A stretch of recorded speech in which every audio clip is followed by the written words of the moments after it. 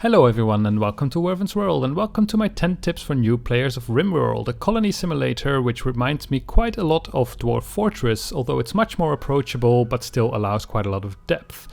The problem is that I had this really nice colony set up for explaining everything in my video, but unfortunately the day that I wanted to record we got a new update and it completely broke my save game. So now I just started a new colony and I'm building different things in order to explain the tips to you. But I still hope it will be very useful. So these are my 10 tips for new players of Rimworld. Tip number 1, be very aware of what passions mean and what they can do for your character. For example, here I started a new game and you can see that you always start in a standard scenario at least with 2 guns, a rifle and a pistol, as well as a knife. So if I go to the stats of my characters, you can find them at the character tab, you can see here that this woman here has a shooting of 4, this guy has 4 as well, and this one here has 6. So you might be inclined to give the best shooting weapon to this guy because he has a higher skill. However, take into account passions. Passions are depicted by flames, as you can see here. For example, this guy really likes animals, but he doesn't like shooting at all. And that means that learning, so basically leveling up the skill, only works at 1/3 efficiency. This person here has a little flame, so she's interested in it, and that means that it works at 100%. So even though she starts out at a lower skill, she does learn way faster, actually 3 times as fast as the previous person. So this might be the person to give your best guns to. You also have a very high passion, for example, like this guy with animals, and that means that they have a burning passion and the learning speed is actually 150%. So don't only take skill levels into account, but also what your colonists actually like. Tip number 2, be aware of the work tab and exactly how you can use it to make your colony more efficient. So if you click on it, you get an overview of which tasks your colonists are allowed to do. If you've ever played Dwarf Fortress, you might know Dwarf Therapist, and it looks a bit like that. So you cannot only see what they're allowed to do, but also how good they are in it. You can see this grayscale, and for example, these things here are white, and that means that these colonists are very good at it. And you can also see the flames to see if they're passionate about a certain topic. For example, as we saw in tip number 1, we saw that Sora is really happy with animals, and you can see 2 flames here, as well as that it's white, so she has a very high skill level here. But that's not where it ends. A very important function of this is the manual priorities here. If you click on that, you can actually give priorities to certain tasks. At the moment, they're all at 3. That means that they don't really prioritize anything. They just kind of do whatever they feel like. If they feel like mining, they might do that a bit and then run all the way back and then do some construction and so on. If you want to get stuff done more efficiently, you can change these priorities. For example, if there's fire, you want it to put out. So you can put it all at 1, for example, if you think that's really important. Then if there's something to haul, then this person would really need to haul because these persons both can't really do it. And so on. So you can really set your priorities and how you want your colonies to function. You can set what they should do at any time. If there is a task to be done in a very important thing, they'll do that first before they'll start looking at the other ones. So that's a way to make your colony much more efficient. Tip number 3, when you make a new colony, you might be inclined to make a farm with just some food plants in order to sustain your colony and leave it at that. But I recommend looking a bit further ahead and planting some more plants. So here I've got my growing zone with potato plants just for food, but then there are 2 more plants that I'm growing at the moment. One of them is heelroot, and heelroot I definitely recommend because it gives you herbal medicine. You start off normally the game with a bit of a better medicine called medicine, but you cannot make this yourself. You actually need to trade for it, which makes it pretty costly, and also it's sometimes fairly hard to get. But your colonists are bound to get wounded all the time while either hunting or by raids or actually fighting each other if they don't like each other. So having medicine is very important. However, one thing to know is that in order to plant it, you do need someone with a growing skill of at least 8. So if you have that, then definitely plant some heelroot immediately. Furthermore, there is the cotton plant. The cotton plant is very nice because you can make clothes from it. And as you can see here at the moment, I have 2 colonists that are naked, and nakedness they don't really like at all. They get a minus for their happiness. So in order to make clothes, cotton plants are very nice. You could also make instead devil strand, but you need to research it first, then you need to plant it, and the growing time for devil strand is very long. So cotton plants are definitely more efficient, even if they're a bit less sturdy than devil strand. Then there are also some more plants. For example, you have things like hop plant, which allows you to brew beer, which makes your colonists very happy. But for that, you first need to research brewing. Then there is also, for example, rice, which grows very well on hydroponics. Then there's hay grass, which you can feed to animals. Then there's some very pretty flowers, which people like to look at, and so on. But these are definitely the 3 plants that I would prioritize. Tip number 4, happiness is very, very important for your colonist, and early on you can actually do quite a lot already to alleviate some problems. If I click on this person here, for example, and then click on needs, you can see why they are happy or unhappy. So this one is actually getting quite a lot of minuses for being unhappy, and a couple of things are very, very easily alleviated. For example, they have a shared bedroom, which they don't like. They want their own bedroom, so you can easily make that by just making some walls and doors, or actually just carving it out and making it there. But it actually gives you a double minus, because not only do they have a shared bedroom, they also have disturbed sleep, where people are moving nearby or snoring or whatever, and that's very often a problem of having beds next to each other. So giving them their own bedroom definitely helps alleviating any happiness problems.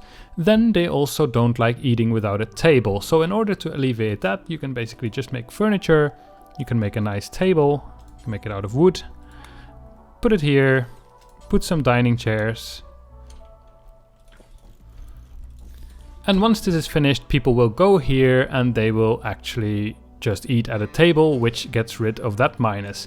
Then there are a couple of other easy things you could do. You could make, for example, a horseshoe pin, as well as a chess table or a billiards table, which actually needs a bit more space, because that allows you or the colonists to relax a little bit and also really get rid of some happiness problems.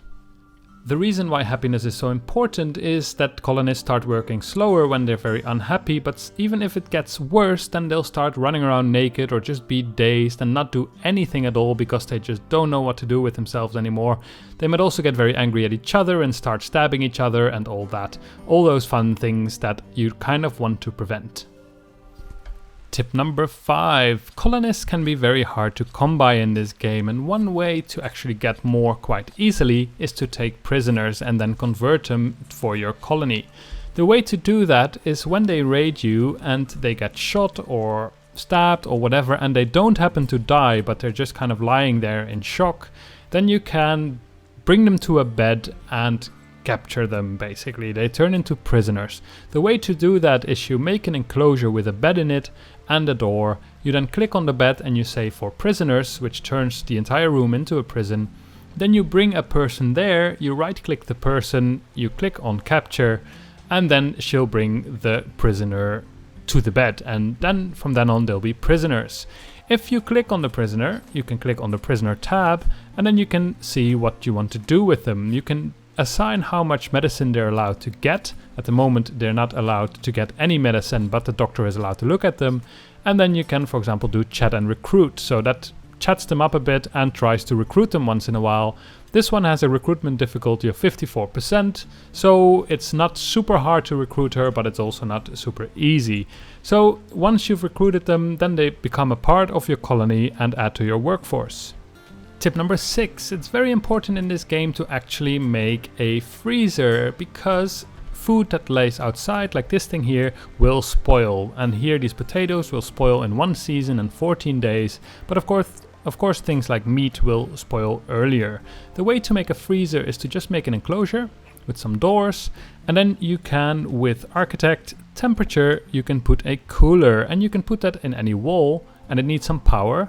And then you want to make sure the blue square is inside the room, because that's where it's going to be cooled, and the red square is basically where the hot air is pumped out.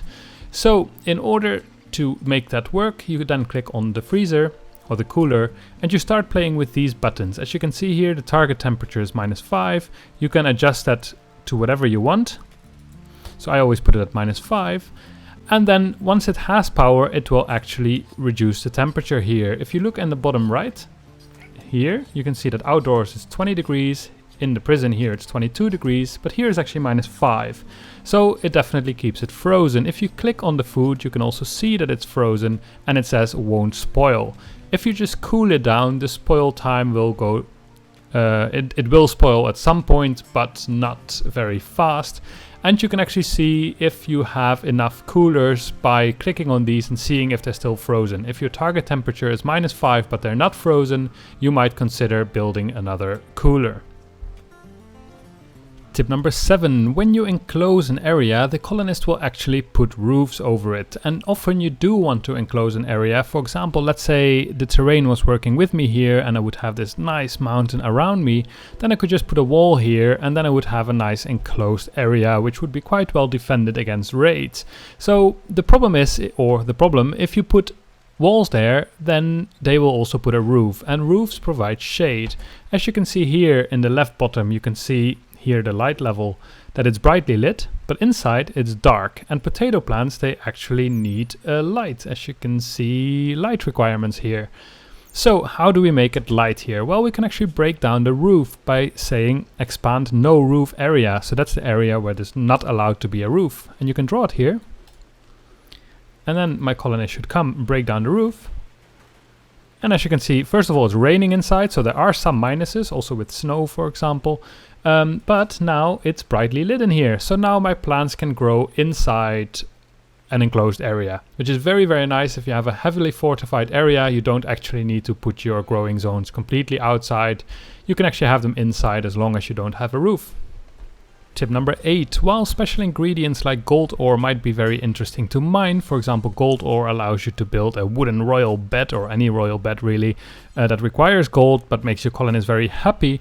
The problem of gold is that it's very valuable, and value raises your colony wealth, and colony wealth triggers more invasions or raids, attacks. So the more wealthy your colony is, the more difficult it's going to be for you. So early in the game, when you don't really have defenses yet, make sure to not mine out these things, because it will just raise your wealth and attract enemies while you can't really deal with them. Tip number 9. Training animals can be very worth it. So if you click on a wild animal, you can click on tame, which means one of your colonists with handling enabled will go there and try to train the animal. This is not free. First of all, it costs you time. Second of all, it costs you some food. And if you fail, there is a chance that the animal will attack your colonists.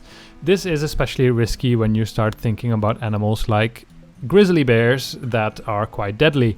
So start with the easy ones. For example, here I tamed this alpaca, but if you click on training now, you can see that the alpaca only has a trainable intelligence of intermediate, which means I can only train it obedience and release, which allows me to tell the alpaca to attack instead of just defending myself.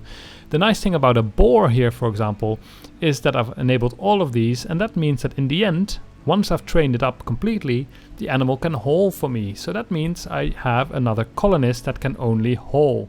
There are a couple of downsides to this. First of all, if one of my colonists has bonded with the animal and the animal dies, then they get very sad. The second problem, in a sense, is that training an animal costs food, it costs time, quite a lot actually. So in that time your colonist might have been doing other stuff. But once it's finished, they can really help your colony out. So training might definitely be worth it. And tip number 10, be very careful with claiming areas, because you might just run into situations that you can't deal with. In order to claim an area, you can either click on a block, claim, and then deconstruct it. So then you basically make a door. You can also claim entire areas at once. You can click on architect, orders, claim, and then go there. One other tip, I didn't want to make 11 tips, is basically you can also get to this menu by either right clicking or by pressing tab. And these ones, they work with F1, F2, F3, F4 and stuff as well. So there are some shortcuts. Anyway, when you deconstruct this, there is a very, very big chance that not only this colonist, but my entire colony will not survive. And you can really notice that by reading this danger. Ancient danger. That happened when this guy came close, and that gives you a fair warning that, yeah, be careful. There's a very big chance that everyone will die. Of course, that's its own type of fun, so if you're really into your colonists dying, then you should definitely open it and see what happens. But I won't spoil what can happen, but definitely be careful. So these were my 10 tips for new players of Rimworld. I hope you enjoyed them. I'm definitely enjoying this game and I hope to play it much more. It really reminds me of Dwarf Fortress. It's much more accessible, but it still allows a tremendous amount of depth. and fun. So I hope you found these tips useful, and see you next time.